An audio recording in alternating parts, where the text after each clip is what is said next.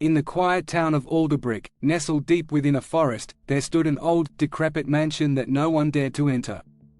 It had been abandoned for decades, ever since its last inhabitant, the eccentric artist Elias Crowley, mysteriously disappeared. The locals whispered of strange occurrences around the mansion, flickering lights, eerie sounds, and the most peculiar of all, a portrait that seemed to change on its own. One evening, a young photographer named Sarah, driven by her love for the macabre, decided to explore the mansion.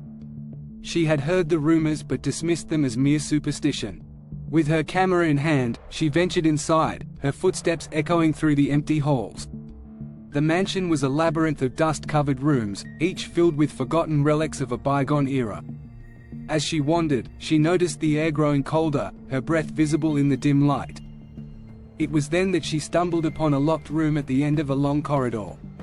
The door creaked open with a push, revealing a studio, untouched by time. In the center of the room stood an easel, and on it was a large, unfinished portrait of a woman. The painting was mesmerizing, her eyes were piercing, almost alive, and her expression was one of sorrow and fear.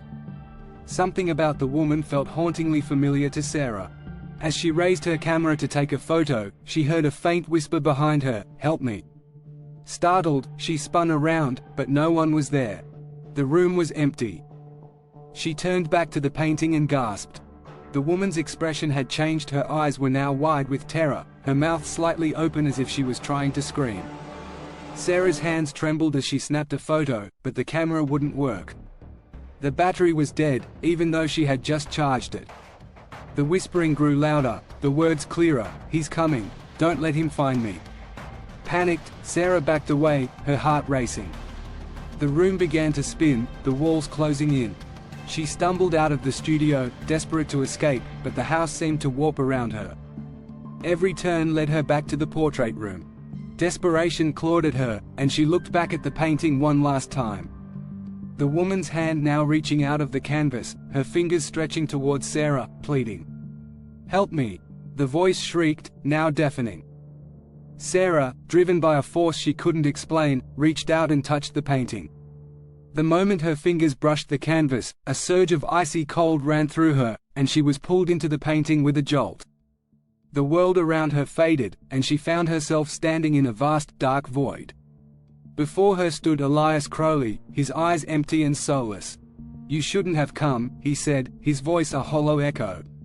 "She's mine now."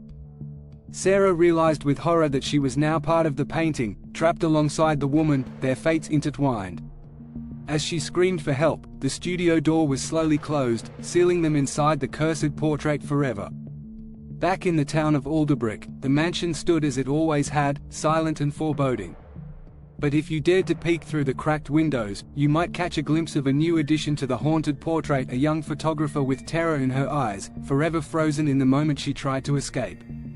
And so the legend of the silent portrait grew, with no one ever daring to enter the mansion again. For those who knew, the warning was clear: beware the artist's legacy, for his canvas holds more than just paint, it holds souls.